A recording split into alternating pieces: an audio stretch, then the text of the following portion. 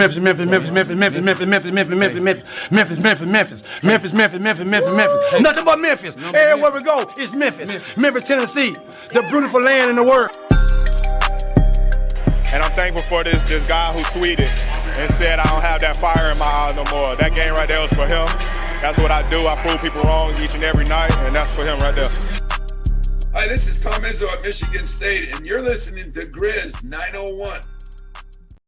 Yo, what up, Grizz Nation, and welcome back to another episode, another show, another post game of Grizz 901. I am your host, Daniel Greer, and we are presented to you by Bluff City Media. Nate will be joining me very shortly. The Grizzlies coming off of a 106-98 win. It was ugly, and then it looked good, and then it was ugly again. We're going to get into a lot of the game. As you know, it's all going to be about the game recap right away. We're going to get into a lot of the comments that are already rolling in, answering why is Xavier Tillman not playing. I think I have some thoughts on that. But we're going to get into a lot of that. But then in the second segment, I have my Grizz Trivia. And this should be a simple one that Nate will get wrong. I guarantee this one. There's too many options for him to get it right. There's going to be no lucky guess tonight. Not for you, Nate. We're going to get into a lot of what the offense looks like. I have some comments about that. I want to talk a little bit more in depth in the second segment about the offense and the struggles and what works and what's not working. And then the third segment is simply going to look at the Toronto Raptors. We have a game tomorrow night, so we're going to dig into a lot of that. But, you know, that's all we got. Let's go ahead and bring Nate in.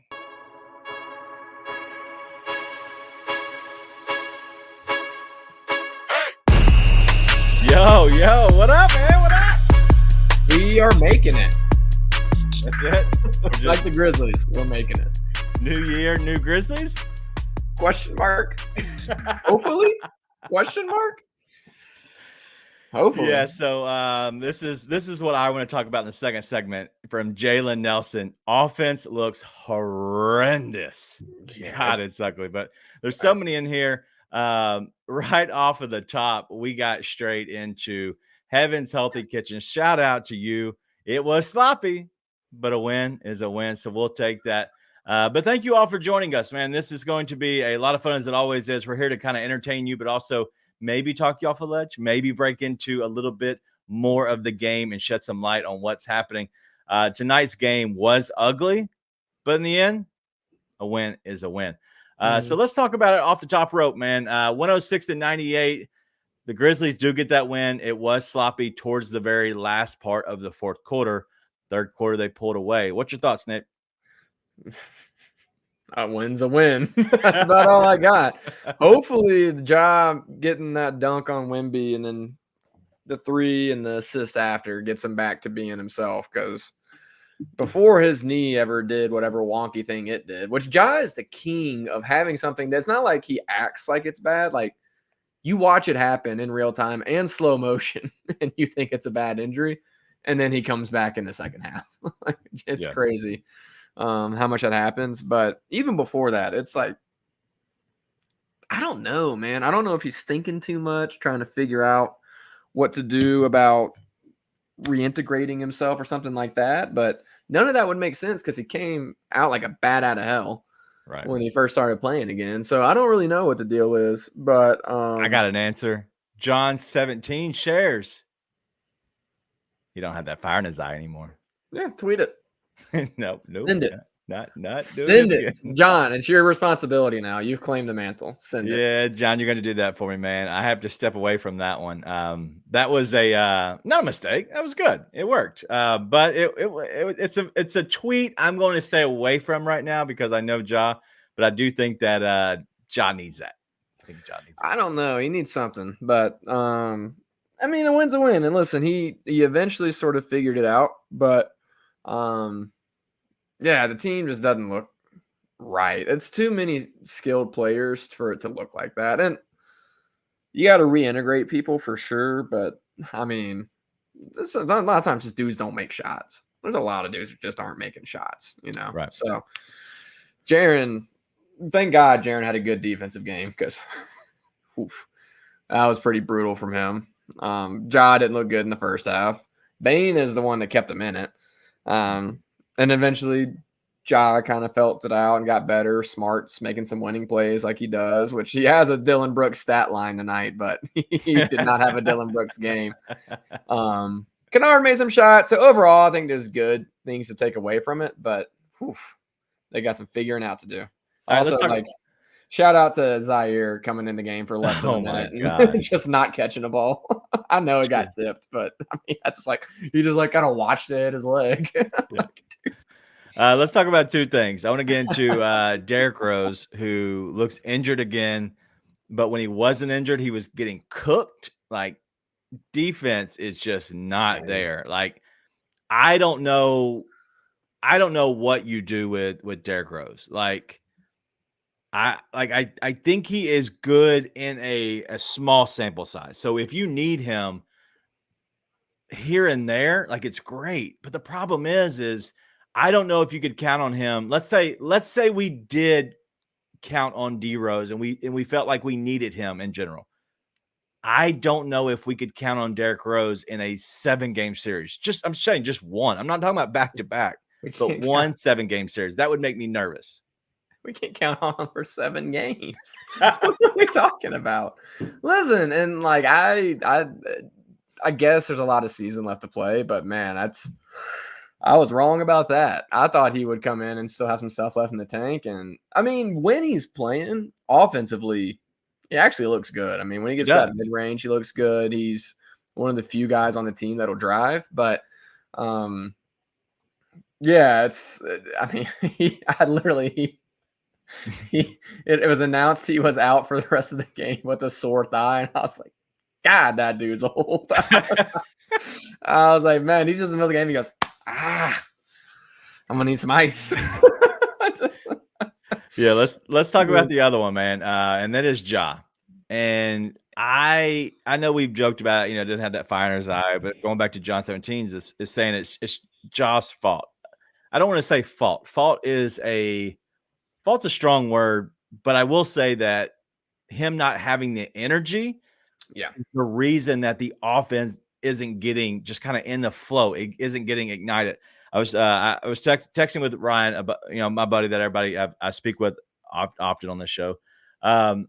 We were going back and forth, and we were discussing, is it more of the offense? Like, is it the scheme of Patrick St. Andrews, like the offense? Because as Ryan he looks at this as a coach's eye completely. And I'm kind of there, but I'm getting old. I'm getting way out of it. I don't look at it the same way he does now, because he is coaching.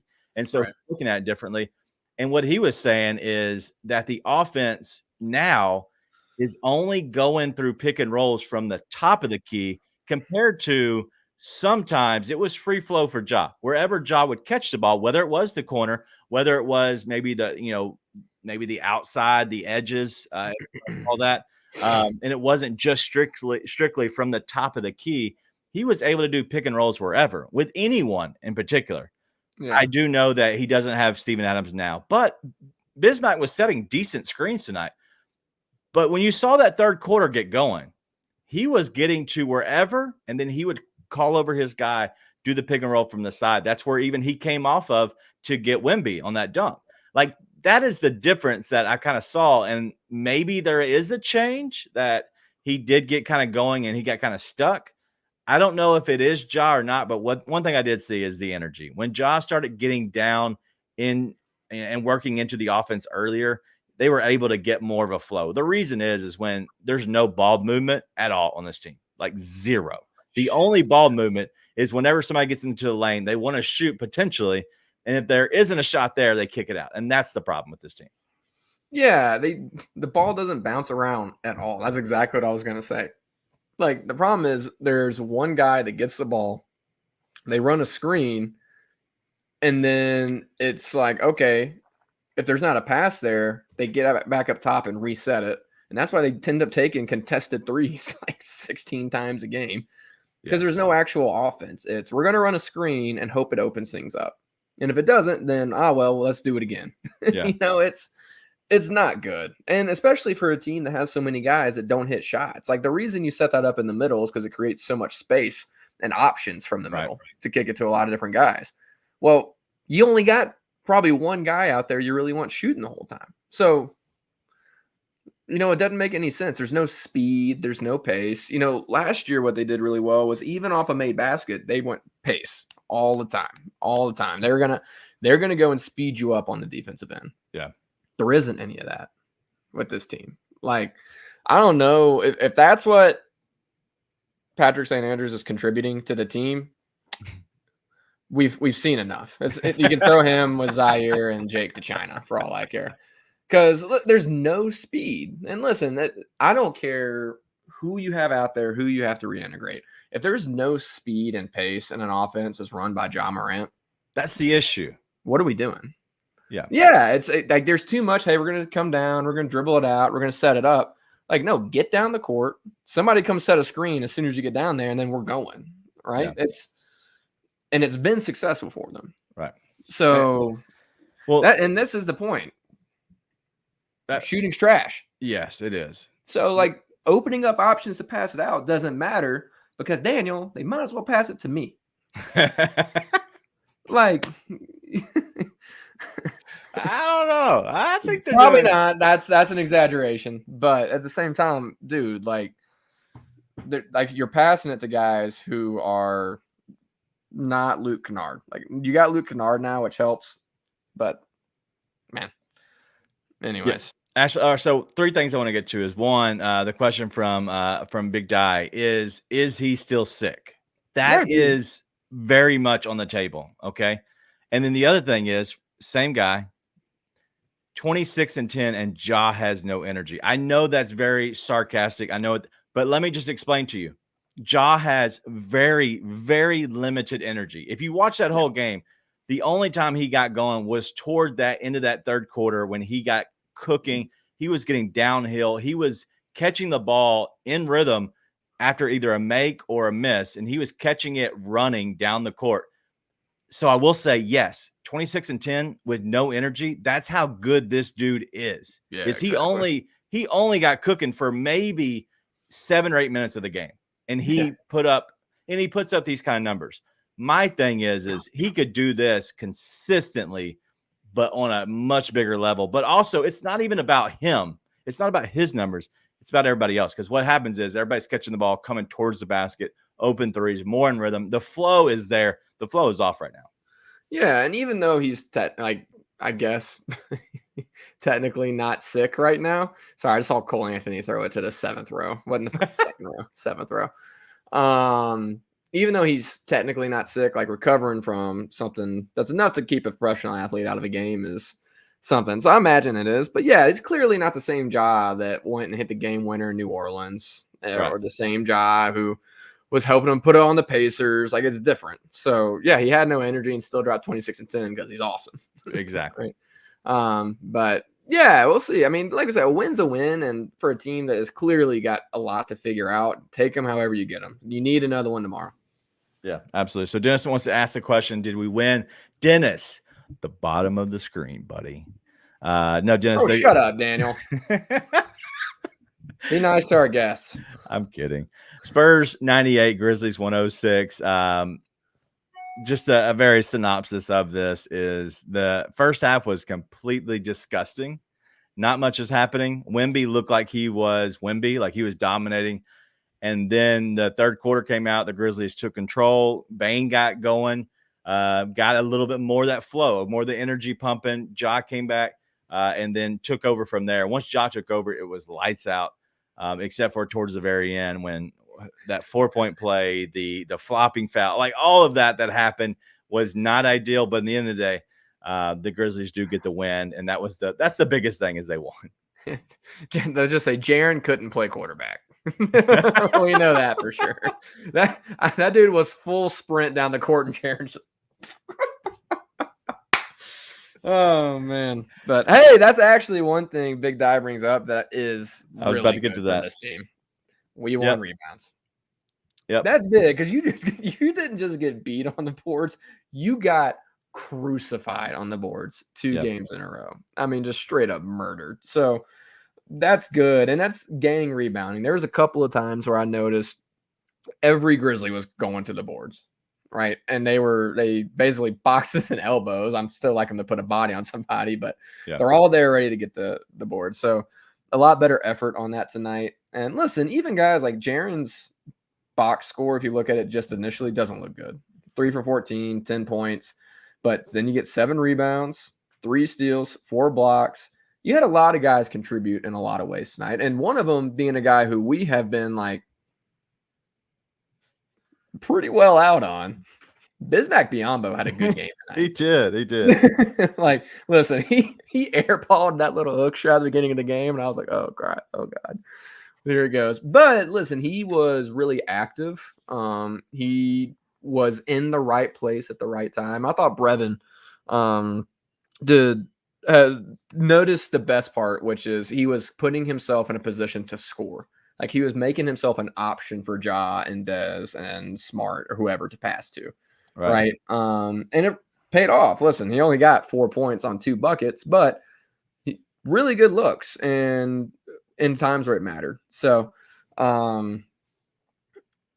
Santi played really well tonight. A lot of it was done inside the arc, which is big. It's good to see him do that. Yeah. 11 boards for Santi. So, and I don't think I saw a single one get punched out of his hands tonight. So that's big time. Yeah, a lot of guys contributed in a lot of ways. So they didn't score, but they got back connected defensively.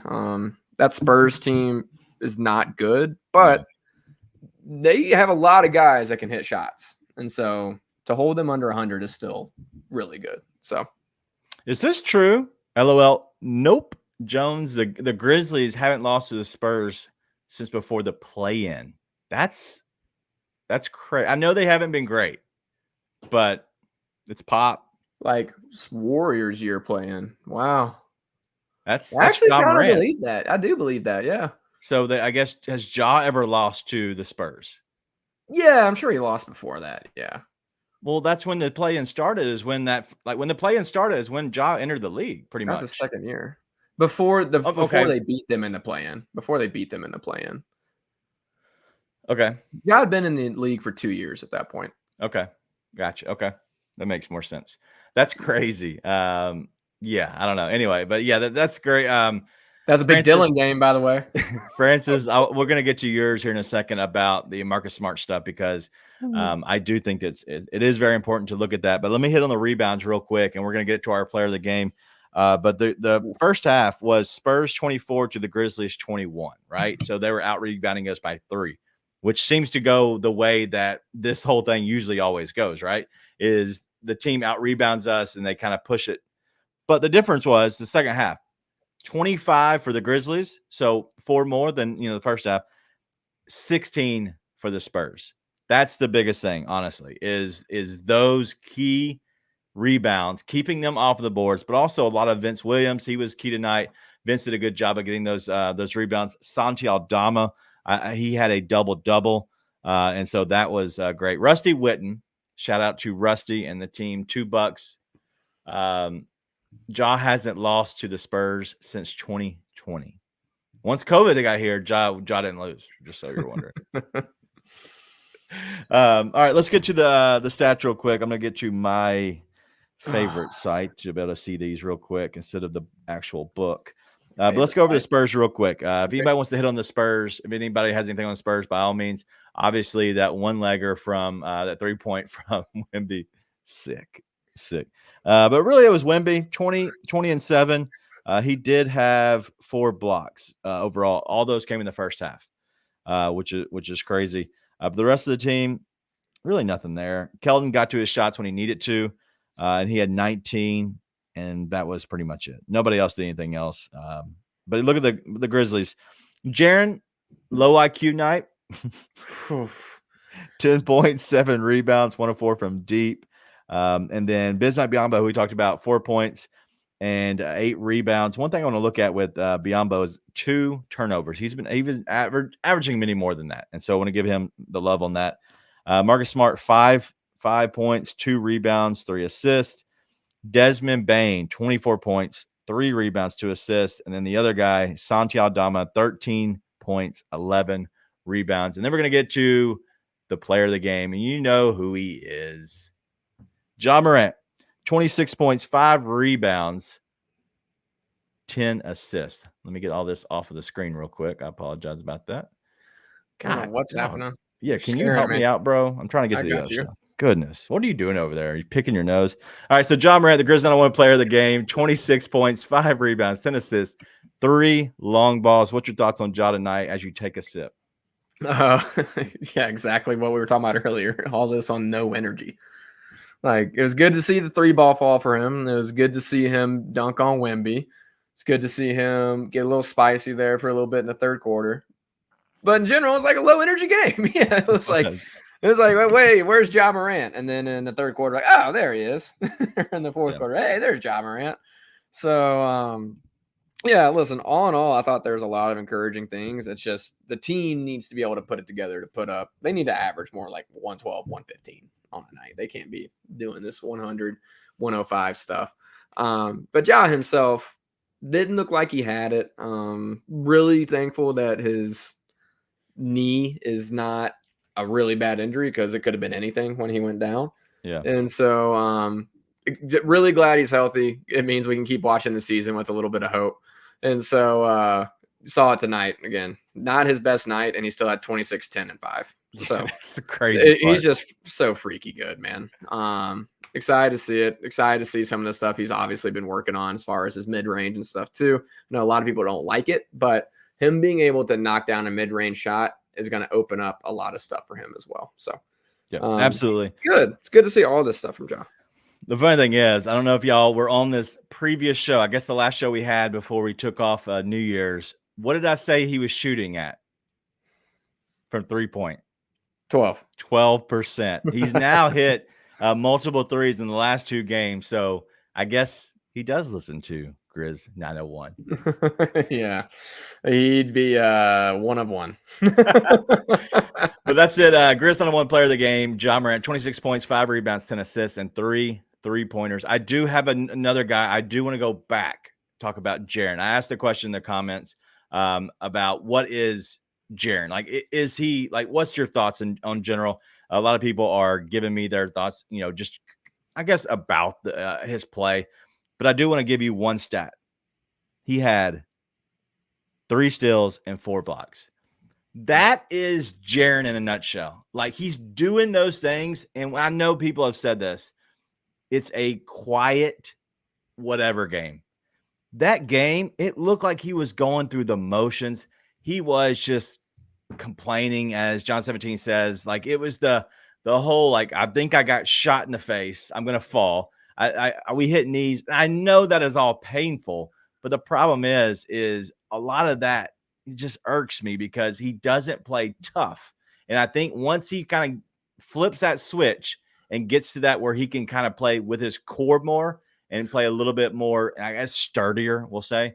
Once he can do that, I think he'll learn to quit going for stupid fouls, but also kind of be, in there banging a little bit more than he is. Because right now he's just getting pushed around still.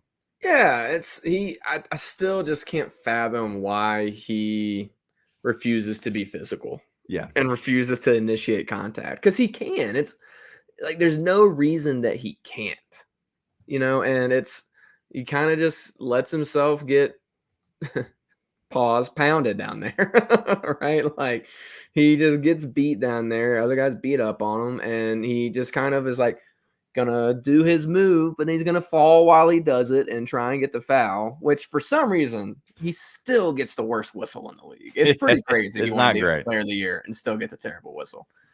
At the same time, like, dude, go up strong. You are 7 foot. Like, you got to go up stronger. It's pretty crazy, but I see a lot of people that like are really hating on Jaren. Yeah. Francis, I paused myself before anyone else could, so beat you to it. He is still amazing.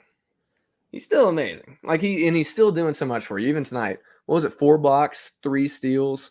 He's still got some good looks too, down in the paint. And so he's still doing a lot of really good things. And so I'm still like so far from even close to anywhere out on Jaren. And so people who are like the Jaren hate train has come back around, which blows my mind based off the way he's played most of this year. So, listen, if you want to say he doesn't have a high basketball IQ, then you don't have to convince me. When he threw that interception at the end of the game, I was like, I was like, come on, dude. But he's still such an incredible player, man. He still is awesome. So, yeah, I'm far from out on Jaren. He's going to be just fine. He is still slumping, as Robert Barnett says. I think that's what it is. It just looks like there's nothing there. It just seems like honestly, he still seems like a baby giraffe still trying to find his legs. Like because he's so long and lanky that he can't like get in rhythm in a sense. Like he can't, hey, I'm going to, go block this shot, back here. It just, because he's so long and lanky, he can't really just get everything together. And it just seems like eventually it's going to come, especially when he puts more weight on him.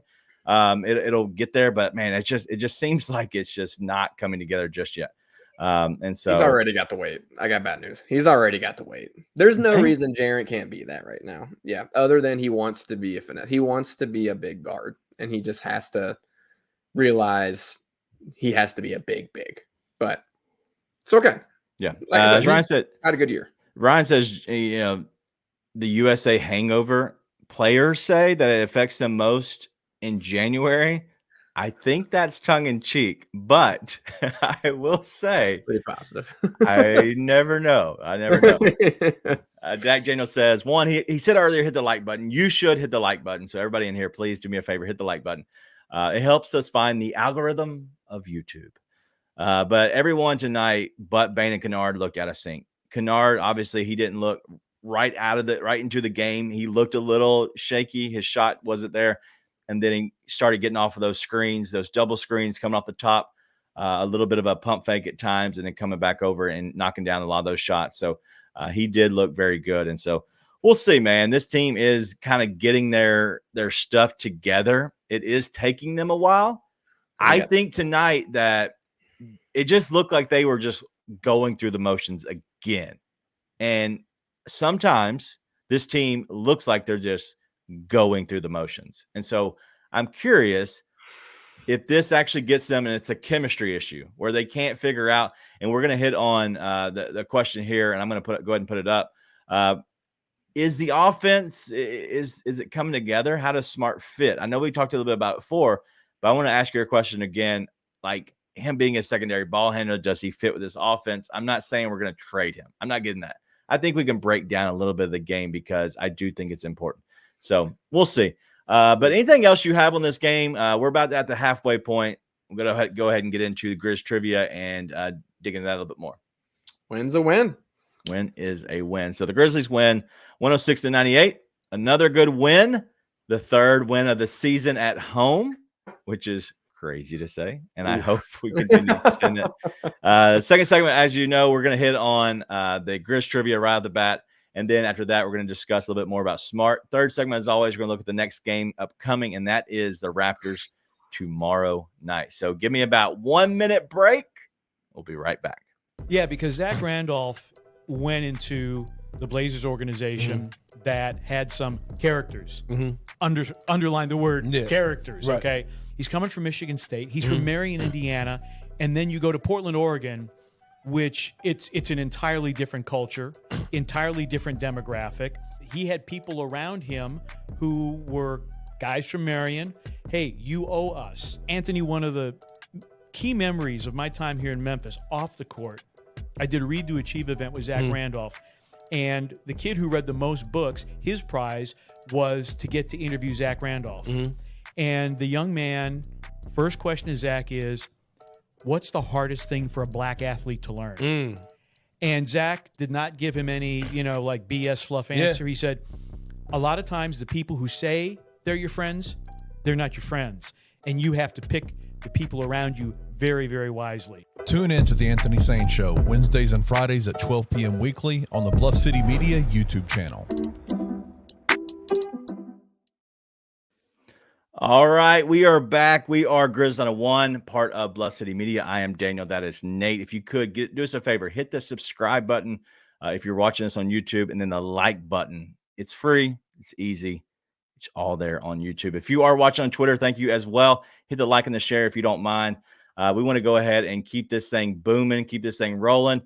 As you know, as we always ask Nate the Grizz Trivia question, this is a very simple one, but as I said earlier, I don't think he gets it because there's a lot of choices. So Nate, close your comments, and if you are in the comments, do me a favor and let's see if you can get this one right.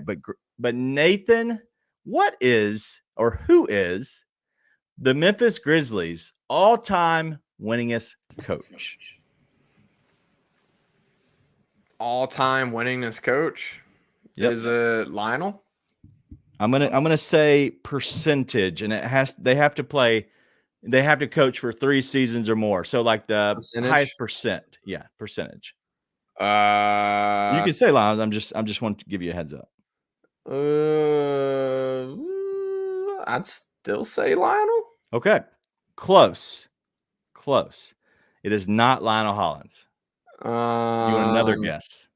It's not T. Jenks, is it? Taylor Jenkins is second. Okay.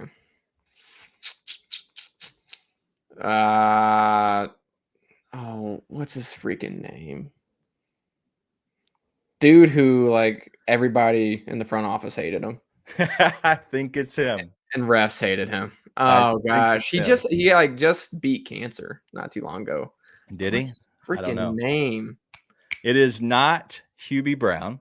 It is not Mark Ivoroni. It is not Taylor Jenkins. Who's this honky? What's his name? He went to Sacramento. Don't tell me. He went to Sacramento.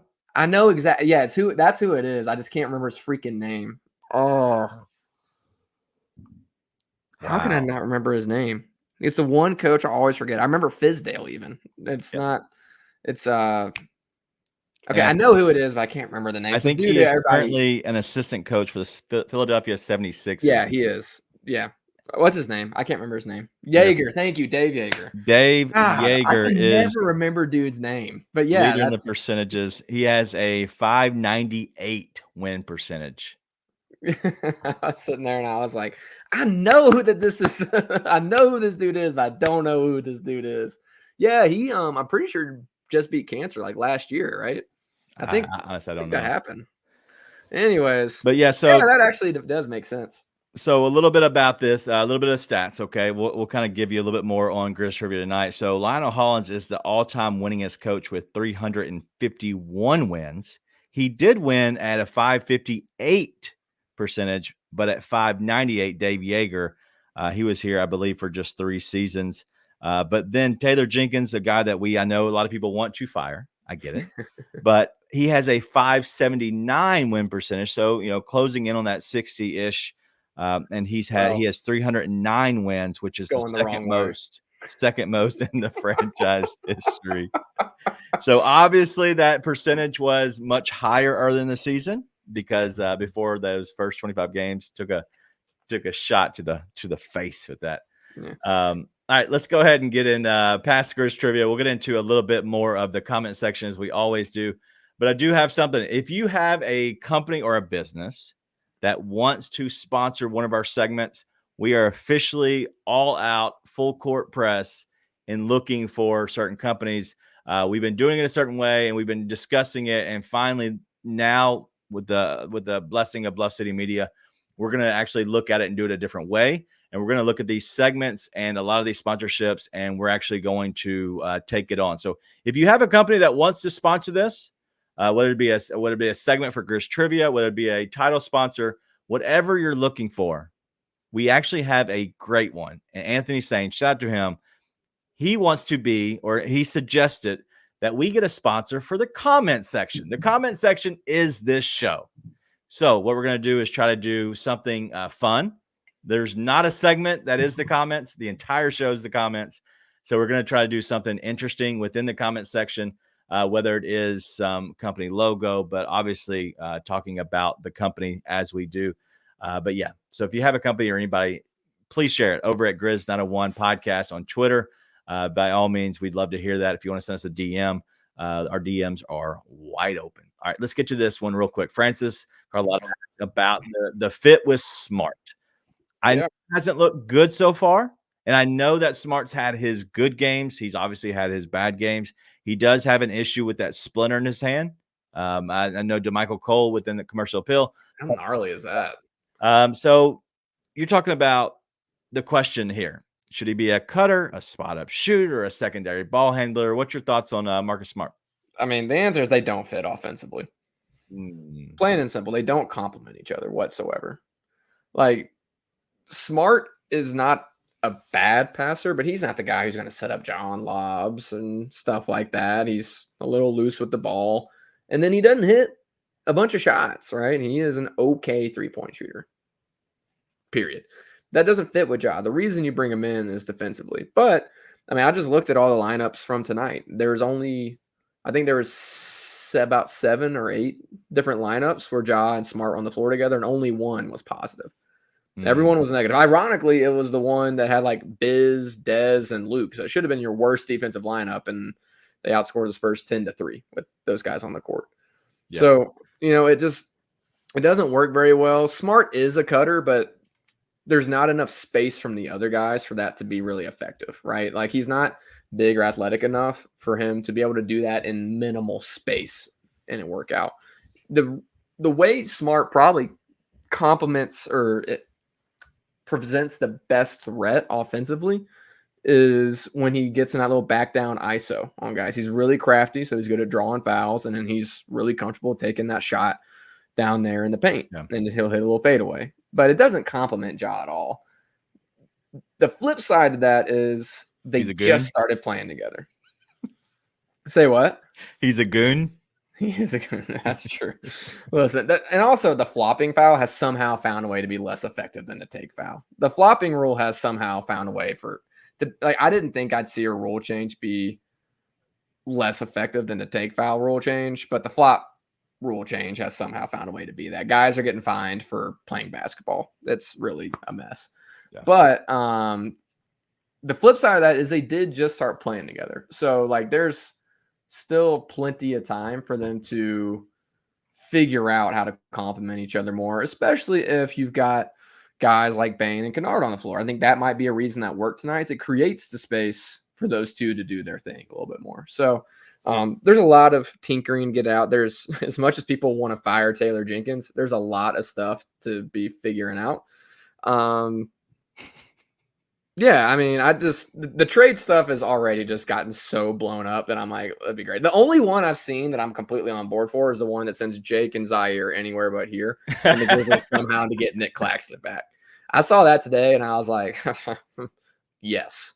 All I saw was Jake and Zaire were off the team, and I was immediately on board with whatever it was. And just so happened, they got Nick Claxton back. I was like, oh.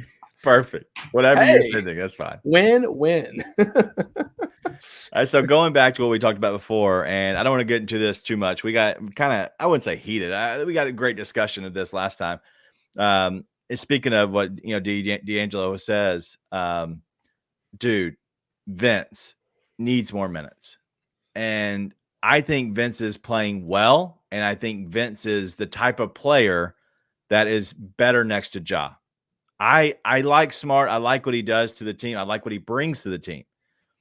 If you do send either Rose or Smart off of this team, you have to bring vets back. That's just a plain and simple. I don't even know if it's this season. I could care less about this season, honestly, because I think this season will be what it is. I don't know. They would have to get really hot, and the chemistry would have to gel perfect for them to really be good. And I don't think that's with a trade. I really don't think you can make a trade and then gel that quick with this team. I do think if you make a big trade, when you do send out Smart, man, it's going to be tough to really gel fast enough to be able to keep these wins, piling up enough. But I will say that I don't think I don't think Smart is the best, I guess, pairing with Ja, because we're talking about the cutter. Ja needs to be a cutter. Ja needs to be a driver with the ball.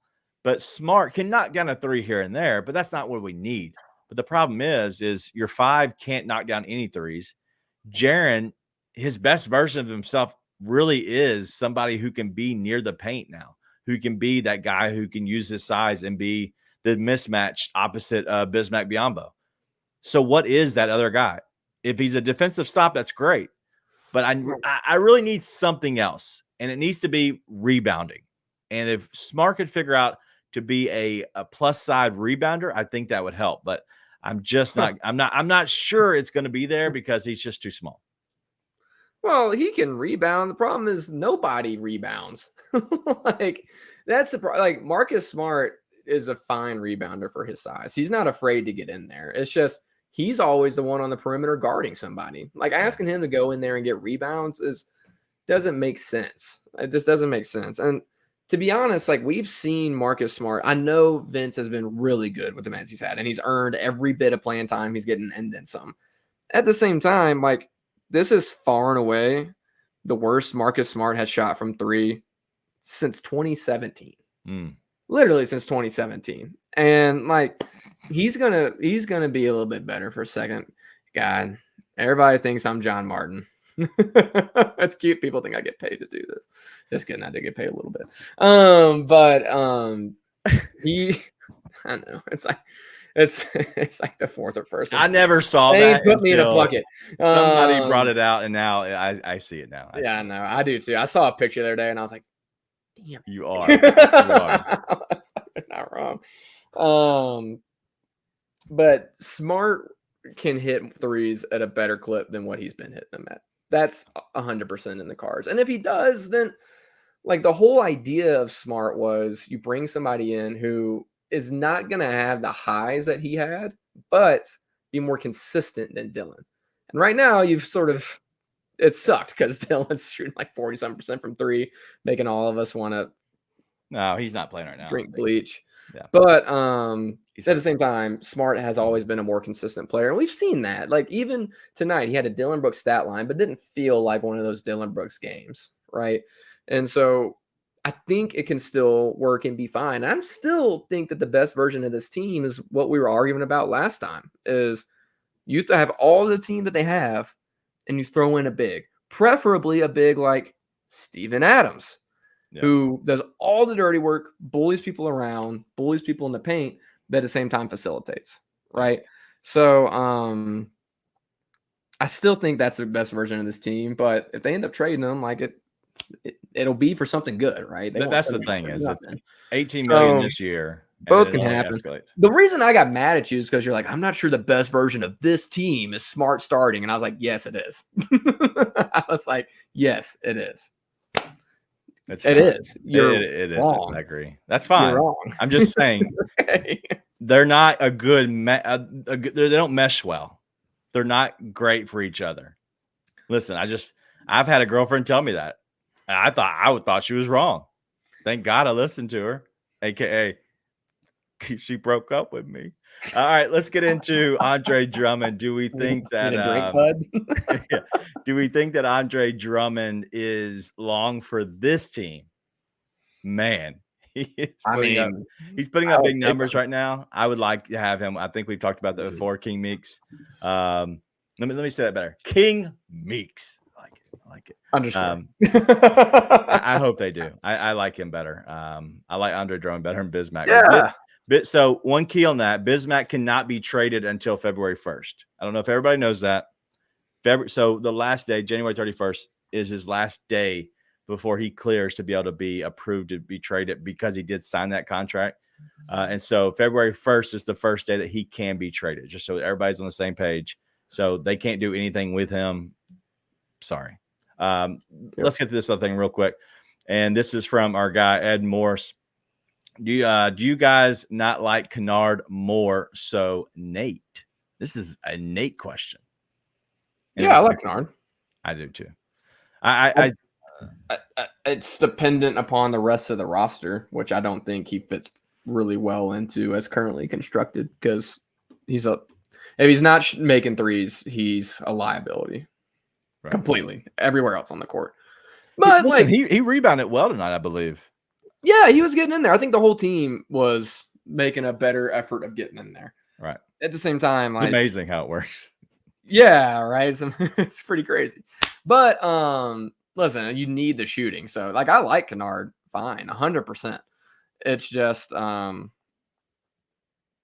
you need guys who can do a little bit of everything on this team right now because of the two bodies they're missing are two bodies that do a lot for you. So there's a lot of slack to pick up.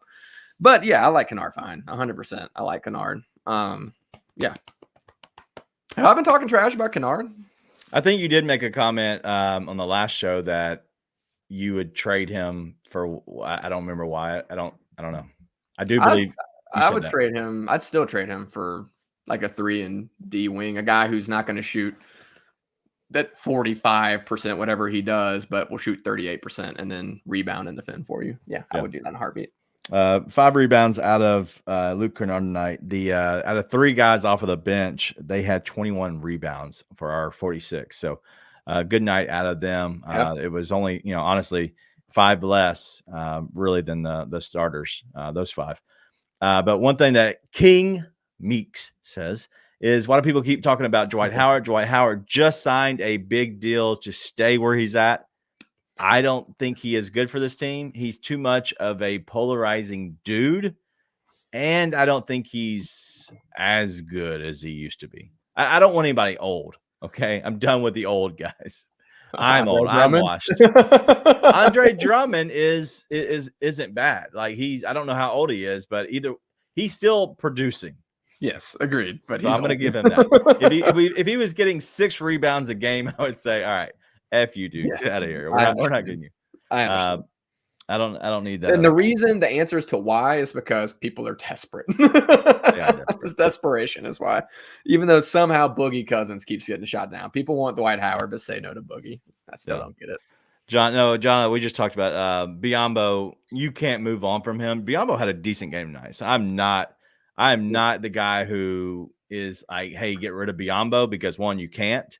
It's literally, there's 0 chance they can until February 1st. But I will say that he does what you need. The problem is he's been sucking so bad. And I think tonight he realized, I have to pick it up personally. And so I think he's okay for this team because he sets good screens.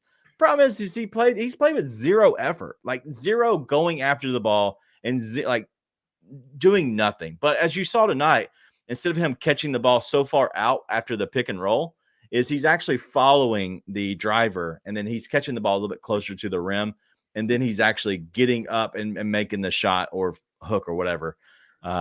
Well, he's staying up. He's going up with it. He's not coming down and then pump faking as much. Yeah. So how about Clint Capella? Clint Capella is the dream, right? He's the best, one of the best 100%. Versions you can get. 1,000%. Especially if they'll take Jake and Zaire. I hope this is a joke, John. 17. Jenkins is not to blame for the lack of effort. I think that's these professionals some are dads, they're men. It's on them. Last thing I do want to get to is one of the first questions from Heaven's Healthy Kitchen, our guy. Why is Tillman not playing? What's your rebuttal to that? Tonight felt like it wasn't a Tillman game. I'll say that. Like tonight, I didn't see a fit for Tillman tonight, right?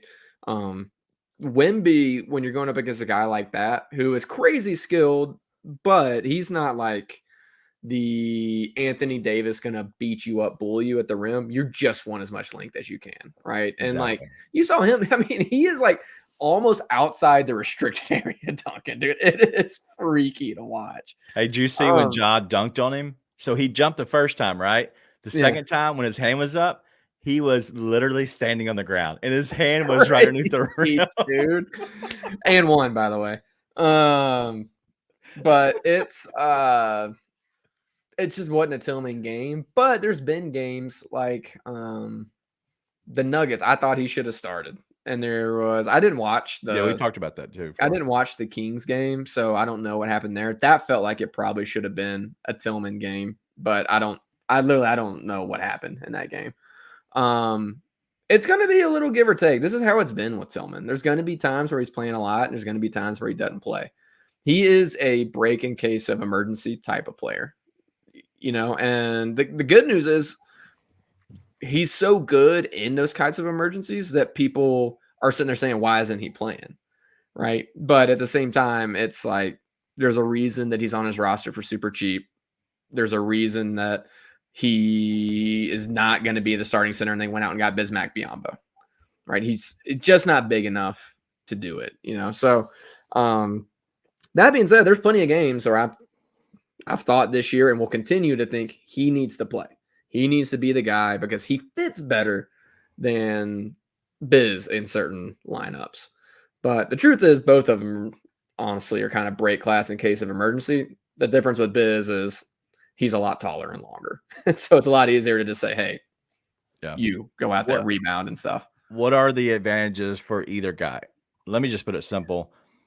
Bismack is taller, right? So if you need a little bit more length, I think that you have a better catcher, a better finisher, and a guy like X who could, that little shot put floater. But honestly, neither are good. I'm not saying they're not good for a backup big, a guy that you need that, hey, we're going to play him tonight. We're not playing him depending on the matchups. That's what those two guys are. Unfortunately, one of them has to start, and sometimes they both have to play. And so advantages, I don't know. Like, I think you have to go with who's playing well, where's the chemistry. I like Bismack because of the screening, because still X does not set up a good screen. But I also want to get into some other questions about the trading of these guys. You can't trade X unless you just have the other team really wanting him and you're sweetening the deal. I think he cost $1 million. It's not much at all. This is his last year, his expiring contract. So you can put him in a deal. The only reason that you would actually put him in a deal is to get rid of him. And I don't think the Grizzlies want to get rid of him. I think they actually need a big because of, the Clark issues, injury issues overall. The only way you're doing that is they say, hey, we want Tillman in that deal instead of a second round pick. And you do that. Yeah, he's in there to facilitate a trade. That's it. Because same thing, he has a role on this team. The role is break glass in case of emergency. And he does and this is not like making fun of it. He truly does a fantastic job of it, right? Yeah. Which is why Grizz fans wonder, where is he? Because he's done such an awesome job of it. At the same time, we've seen what happens when he's having to play extended minutes that are meaningful minutes. It's typically not good, right? Unless it's one of those where he's just rolling, and so you go with them. So, they need a true big. Like, they need a true big if they're going to compete. I still think, like, you saw what happened tonight. There's a lot more issues to fix than just what's going on with the bigs. It's a mistake to go all in or an all-in type move for a big. And plus you got Steven Adams. So it's a bit of a mess when it comes to that, to be honest, as far as this year goes. Yeah, it is. Talking about Clint Capella again. So he makes $20 million for the next 2 years, right? So you're sitting at $40 million next 2. That's fine for me. The problem is it is $20 million. How do you get there? It has to be Brandon Clark. And then the other guys, you have $4 million here or there. The only thing I can think of is if you sent like a Brandon Clark. I do believe you had trade exceptions somewhere. I'm not exactly looking at all that because I can't. Who's this for? I'm sorry. I missed who this is for. For Clint Capella.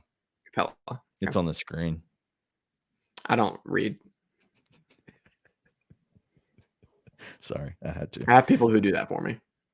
So the exceptions are the Dylan Brooks is the $7 million. And so listen, you can get there with Brandon Clark and the trade exception for Clint Capella.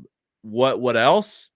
Whatever. You give them whatever other guys you want. You want Jake LaRavia, take him. You want Zaire, take him. I don't know if you could do another player with a trade exception. I think that's a rule. I'm not sure positive on that one, so I have to just hold off. How many years are on Capella's contract? 2. Here's the thing with if you bring in a big like Capella, what do you do with Adams? Put him on the bench. You think you bench Adams? You think you make Adams a backup center? 100%. Imagine having Adams. Okay, and this I'm not saying you're wrong. But this isn't 2K. This is real life. This is my long-term thinking. He only makes $12 million, right? He has a 2-year contract. I believe Adams does as well. And so if you're looking at that, they're both on the exact same years of contract. 12 million. And so they're both the same exact length of contract. You're coming off an injury. One guy is 30, and the other guy's 29. Clint Capella has been doing much more than Adams has in general. You could possibly swap them as they're maybe getting hot. I don't know. Potentially what I would do if you did bring in a guy like Clint Capella, you start him. Once you can bring up Adams back to speed a lot easier. You lessen his minutes as he's aging. He then could keep making his $12 million a year on any team as a backup 5-man and really dominate the boards on a second unit. The dude dominates on the first unit. I'm not saying you're wrong, dude, but it's like saying, hey, it'd be awesome to have Steph Curry as your backup point guard. Like, it's Steven Adams is not a backup center in the league unless his knee injury. How is he not? He is not. He's not a guy that you want to have on your playoff roster as your 5. Like, I think you can't be serious. Have you not? You can't be serious. You cannot be serious. If Steven Adams was on that team playing last year against the Lakers, I think the Grizzlies could win that series. Yes, against that team. Daniel, that you just said. I would love to have him against Nikola Jokic. Yes. What are we talking about? You put him on against Golden State, and he's not a factor. Like what I'm saying is, it's a mix and match thing. I love Adams. I think he's a great player, center, dude. You're crazy. You're crazy. I love the idea of having, hey, our first punch is Clint Capella, our second punch is Steven Adams. Because the reason you love that is because they're both awesome centers. Steven Adams, at the end of the day, this isn't 2K. Steven Adams is just Andre Drummond. You're trolling. I'm not having this conversation with you. I am so serious. Like, he has played well. The New Orleans Pelicans fans wanted to get rid of Adams. They want to get rid of everybody because Zion makes them all look bad. Because the dude is eating the entire town, apparently. What are we talking about? Am I crazy, chat? Like, because this is ridiculous. What are you talking about? And let me be clear. I would love to have Steven Adams as my backup center. Do you know why? Because he's a starting center. He took less money this year. Okay. Means he's nothing. Getting older. He's still a starting center in this league. Unless the knee injury, and Funaki, if you're listening to this, I am so sorry for Daniel. Because this is asinine. What are we talking about, dude? Unless the knee has completely changed the trajectory. Because guess what? He was getting better. He was getting better last year. He was not getting worse before he hurt his knee. This is asinine. You're trolling. I told you to uninstall Twitter. And here you are. Clearly been on Twitter. X. You've been on X. All right, listen. I really hope King Meeks, I hope this is a Kevin Nash from the NWO from wrestling comparison, because if it is, then this is awesome. I love wrestling. So I hope it is. Listen, pull the fake leg off. You're healthy again there, Adams. But I love Steven Adams. I am saying, as he's aging, coming off of a knee injury, I just think that would be potentially what he would look at doing, especially if a guy who has been better than him is they've traded for since he's been gone. Okay. We can't count on him either because he's obviously coming off of injury. This is fine. This conversation is fine. That was the reason I asked it. That's how you sell it to him. No, Daniel, you don't. That's not the sell. It is. No, the sell is Adams. If you're going to go get a big like Capella, you send Adams. That's the only way that works. It is the only way it works. Then Steven Adams is not a backup big. That conversation, I'm okay with having. The Steven Adams as your backup center conversation does not work. I think it works great. Okay. Well, just have fun with that. Go put it in your 2K. Have fun with that. Yeah, exactly. I would love that in 2K. When Kevin Durant was like my backup 4 in 2K. Yeah. Wonderful. Real world we're living in, Daniel. We're getting to Can segment I go 3. facts over feelings? We're going to talk about the Raptors because I can't take any more. I'll be right back. People have this thing like, "Oh, I'm keeping the receipts, and I'm gonna remember who said this." We wasn't lying. Well, I get so that's one. I've reached a point where like anything you say on Twitter, I can ignore it. Right. Like I'm not promising you I'll never pop back at somebody. Sometimes I do. I might today, but I often don't. I would say for every 50 negative comments I get, I might reply to one. I don't get involved. I'm getting there too, man. Yeah, but you don't look like you're getting there. I see you arguing all day long every day. You gotta wait. There, man. You got a ways to go. Well, I might get more. Well, I don't get as many as you. Well, how about this? And I'm not saying you have to get there. I'm just saying I am there. There are different ways to handle social media. I just found it to be largely unproductive. Right. But I do it for calisthenics sometimes. Right, like I don't feel no way. I just okay. Let me just engage in this just for fun. Yeah. Tune in to the Anthony Sane Show Wednesdays and Fridays at 12 p.m. weekly on the Bluff City Media YouTube channel. Back in reality where I rule. This is the Grizz 901 podcast, the post-game show. We are on to the Raptors. Tomorrow night, the Grizzlies take on the Raptors. The Raptors have been playing better. They just got RJ Emmanuel quickly. Tell me why the Grizzlies can beat the Raptors. Because the Raptors suck. But do they? They lost to the Pistons. So, listen, the Raptors do, in all seriousness, have a bunch of good players, but you should beat the Raptors for the same reason that you can't score right now, which is you got a lot of new guys coming into the lineup that are going to be important for them, right? So don't let RJ Barrett or Emmanuel quickly, in my opinion, more so Emmanuel quickly, get going and get cooking where it just turns into some freelance basketball. But you still got guys like Scotty Barnes has gotten way better than I ever thought he could be. And I thought he could be really good. He's like good. Awesome. Siakam can give you problems. But to be honest, I haven't looked at Raptors stats. I would imagine not an amazing perimeter game. Am I on or off with that guess? I haven't looked in that in depth. I've looked at the numbers. So one guy that I always bet on, as y'all know, I'm an avid bettor, but one guy I always bet on is Scotty Barnes. And if you look at it, like this is what I do for every game: 20 points, 20 or 15 points, depending on who they're playing, 6 rebounds, 4 assists, and a 3-point made.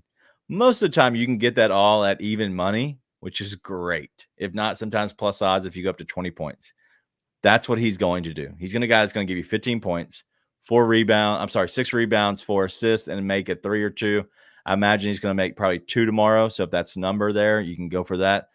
Scotty Barnes is the heartbeat of this team. But now that you have Emmanuel quickly, you have a guy that wants to get in and do a little bit more into the perimeter of the into the interior part of the defense.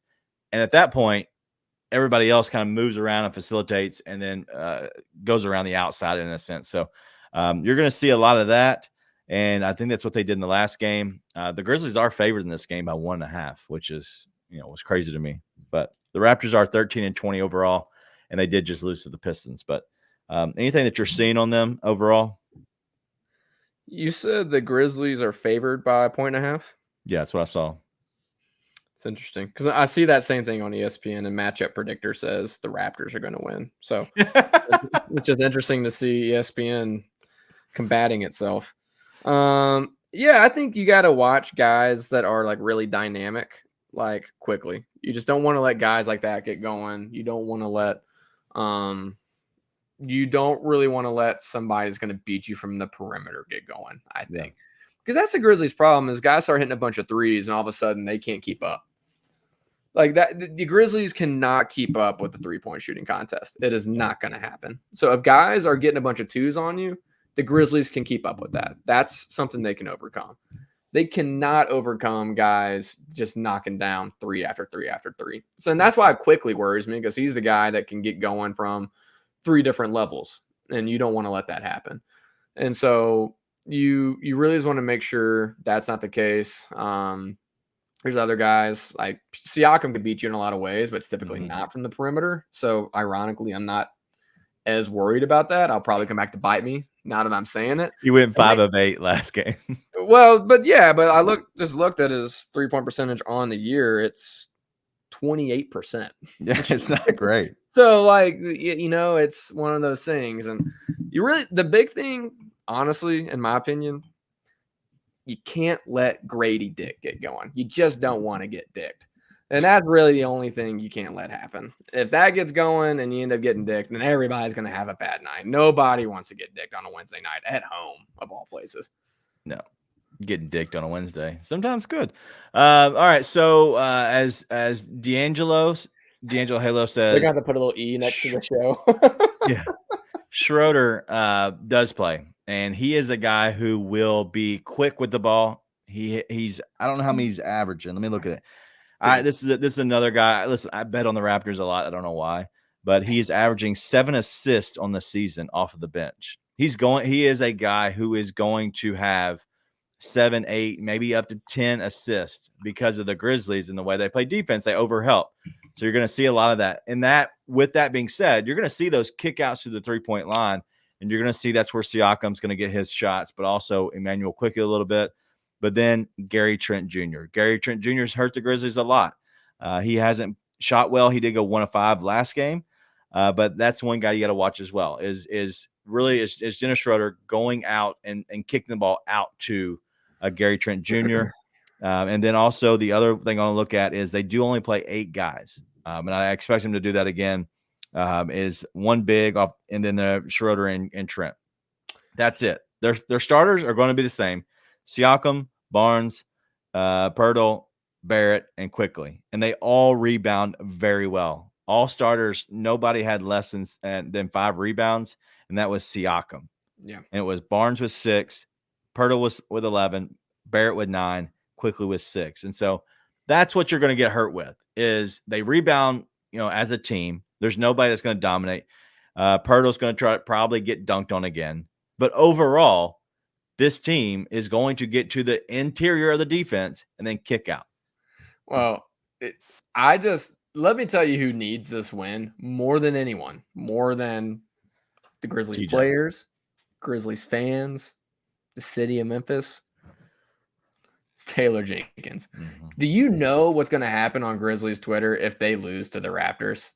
And Darko comes in and beats them in the forum day first time back. Woo-wee.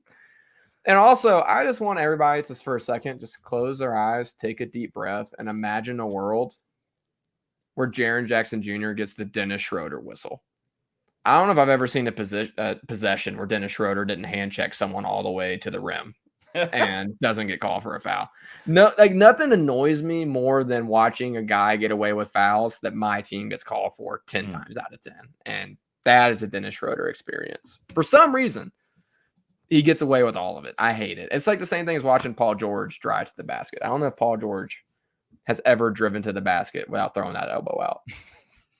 Same thing with Dennis Schroeder. He's never defended and not hand checked for at least 5 straight seconds. Yeah. So just get ready for it. It's going to be annoying. Yeah. Well, I expect that the Raptors. Oh, it looks like the last game they played was that tonight? They played Monday night. I'm sorry. They played Monday night. They beat the Cavs. That's the game I'm looking at. They played much better than they played against when they were down people when they played against the Pistons. Ooh. But that's what I'm going to do for this for next game. You know how we always put up the graphic of the players that go against each other. I'm putting up TJ and Darko on the graphic for this next game. It's going to be the return of Darko. But yeah, listen, that's all we have on this game. I don't think I have anything else. Anything else you have on this game in particular? I don't think so. Okay. Well, nope. That's all we have, man. We have a lot of cool things coming. We're going to try to implement a little bit more music into the show, as in, just kind of flowing through Grizz Trivia. I'm going to try to get some of that. I think it'll be fun just to kind of have a little bit more flavor to the show. But it's always fun, especially when we get into it, because it makes me happy because it gets you riled up. And as Ed Moore says, you guys are a hoot. Hoot and a half. And nobody, I don't hear that anymore, except for my what is she? My wife's aunt, whatever she is, out in Iowa, in Amish country, and she always says hoot, whatever she is. she's in the family tree. There you go, buddy. But yeah, that's all we have. It's been good though, man. This new year has been awesome. I will actually be on the daily grind in the morning, so please go check that out. The daily grind at 9 a.m. in the morning. I'll be with Luke, and so we're going to talk a little bit more about the Raptors, but also we're going to talk about what are our New Year's resolutions for the Grizzlies. And so make sure you tune in at 9 a.m. on Bluff City Media YouTube. We'll be there. But that's all we have. It's been fun. It's been great. We'll see you guys back tomorrow night. Nate, tomorrow night, you're good? Oh no, it might be John Martin. We'll see. All right, that's all we got. Y'all have a good night. Thanks for everybody for hanging in the comments as always. Make sure you hit the like button on the way out. Be nice and tell your friends.